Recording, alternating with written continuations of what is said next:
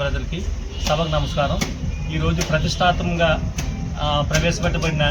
చౌక డిపో ఓపెనింగ్కి ఎందుకంటే నారా చంద్రబాబు నాయుడు గారు, పవన్ కళ్యాణ్ గారు,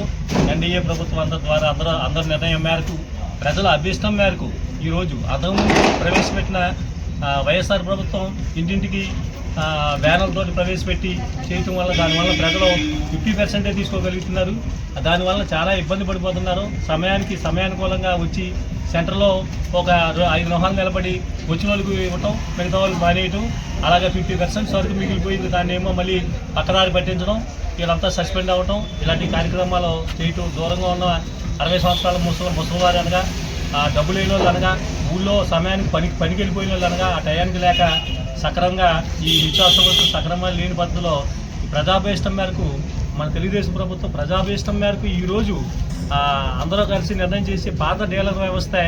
ఉండేలాగా నిర్ణయించుకుని ఇవాళ పాత డీలర్లందరికీ కూడా 1వ తారీఖు నుంచి 15వ తారీఖు వరకు ఎప్పుడు ఎల్లవేళలా ఈ టైమింగ్స్ 8 to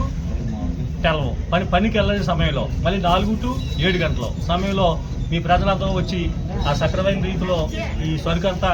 తీసుకుని ప్రజలకు అందుబాటులో ఉంటారనే ఉద్దేశంతో ఈ పాత డీలర్ల వ్యవస్థ మళ్ళీ ప్రవేశపెట్టి ప్రజలకు అందుబాటులో ఉండేలాగా రాష్ట్ర ప్రభుత్వం, చంద్రబాబు నాయుడు గారు, పవన్ కళ్యాణ్ గారు, ఎందుకంటే ముఖ్యంగా పంచాయతీరాజ్ వ్యవస్థలో ప్రజలు,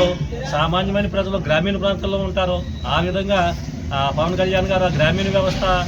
సంబంధించిన మినిస్టర్ కాబట్టి ఆ గ్రామంలో ఉండే ఇబ్బందులు, సమస్యలు ఆయన తెలుసుకుని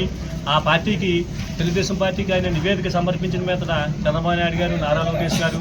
అలాగే మన రాజమండ్రి నియోజకవర్గంలో మినిస్టర్ గారు అయినటువంటి మన వాసంజెట్టి సుభాష్ గారు ఆదేశాల మేరకు ఈరోజు మనం ద్రాక్షాలలో ఉండే 5 డిపోలు ఉన్నాయండి. 5 డిపోలకు కూడా మేమందరం కూడా మా ఎన్డీఏ కార్యకర్తలందరూ కూడా సమక్షంలో అందరికీ అందుబాటులో ఉండేలాగా మేము ఈరోజు ఓపెనింగ్ చేసి మేమందరం కలిసి సక్రమంగా దగ్గర నుంచి చేసేలాగా మేమందరం ఈరోజు ఓపెనింగ్ చేస్తామని తెలియపరుస్తున్నాం.